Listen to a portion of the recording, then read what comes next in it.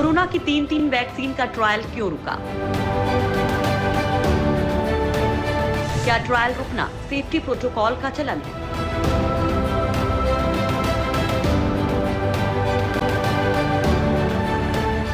दुनिया भर में कोरोना वायरस की वैक्सीन और दवा तैयार करने के लिए तेजी से काम चल रहा है। कई एक्सपर्ट ने उम्मीद जताई है कि अगले 2.5 महीने के भीतर वैक्सीन तैयार हो सकती है। लेकिन इसी दौरान कोरोना की वैक्सीन और दवा को लेकर सेफ्टी के सवाल भी उठ रहे हैं। सुरक्षा कारणों से ही 24 घंटे के भीतर एक वैक्सीन और एक एंटीबॉडी ड्रग के ट्रायल को रोकना पड़ा है। इसकी वजह से फाइनल रिजल्ट आने में या दवा को मंजूरी मिलने में देरी हो सकती है।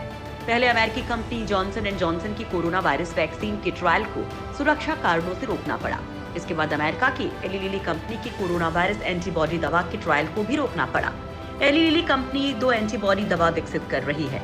एक का नाम है LYCoV555, दूसरे का LYCoV016। LYCoV555 के इमरजेंसी यूज की मंजूरी के लिए कंपनी ने FDA को आवेदन भी किया है।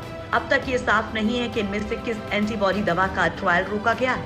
कुछ महीने पहले ब्रिटेन की फार्मा कंपनी एस्ट्राजेनेका ने भी 2 वॉलंटियर्स के बीमार होने पर कोविड-19 वैक्सीन का फेज 3 ट्रायल रोका था। हालांकि बाद में ट्रायल फिर से शुरू कर दिया गया। मगर कोरोना से जुड़े इन 3 ट्रायल्स का रुकना एक अच्छा संकेत है।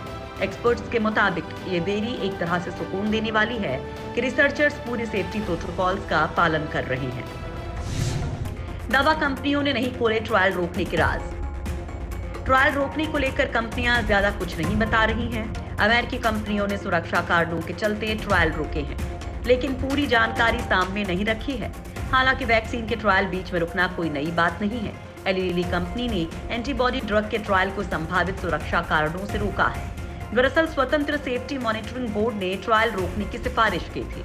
हालांकि कंपनी ने यह नहीं बताया कि वैक्सीन लगाने वाले कितने वॉलंटियर्स में स्वास्थ्य समस्याएं देखने को मिली हैं। लेकिन ये जानकारी मिली है कि अस्पताल में भर्ती किए गए कोरोना मरीजों पर एली लिली की एंटीबॉडी दवा का ट्रायल किया जा रहा था। एली लिली की एंटीबॉडी दवा का ट्रायल रुकना थोड़ा अलग है और एक्सपर्ट्स इसे लेकर चिंता में हैं, क्योंकि कंपनी अस्पताल में भर्ती मरीजों पर टेस्ट कर रही थी। एक्सपर्ट्स ने कहा कि पहले से बीमार लोगों की तबीयत और खराब होना चौंकाने वाली बात नहीं है। ऐसे में इस तरह के ट्रायल को रोकने के पीछे सुरक्षा की कोई बड़ी चिंता रही होगी। एली लिली के एंटीबॉडी ट्रीटमेंट को इसलिए रोका गया क्योंकि जिस ग्रुप को दवा दी गई और जिससे प्लेसिबो मिला, दोनों के स्वास्थ्य में अंतर था।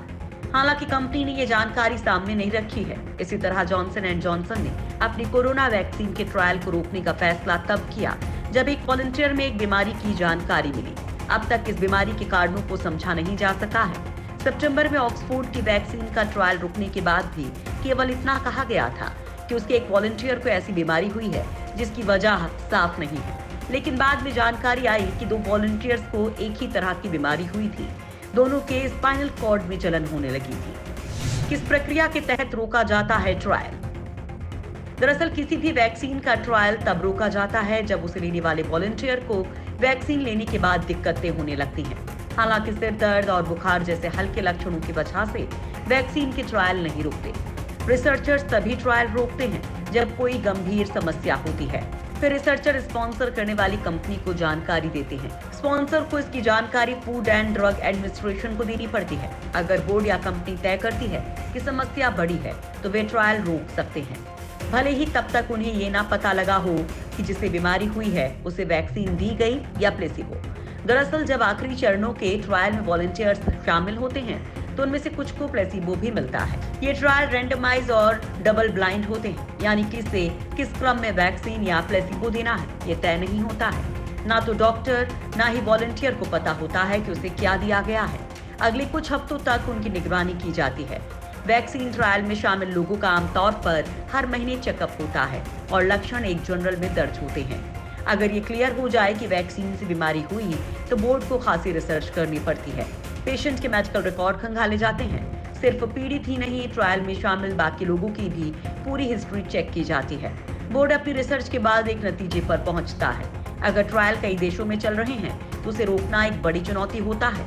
ऑक्सफोर्ड की वैक्सीन का जब ट्रायल रोका गया था तब विश्व स्वास्थ्य संगठन ने कहा था कि किसी भी हालत में वैक्सीन की सुरक्षा पर कोई समझौता नहीं होना चाहिए। साथ ही वैक्सीन बनाने की प्रक्रिया में सभी नियमों का पालन किया जाना चाहिए। लोगों को दवाएं और वैक्सीन दिए जाने से पहले उसकी सुरक्षा की जांच होनी जरूरी है।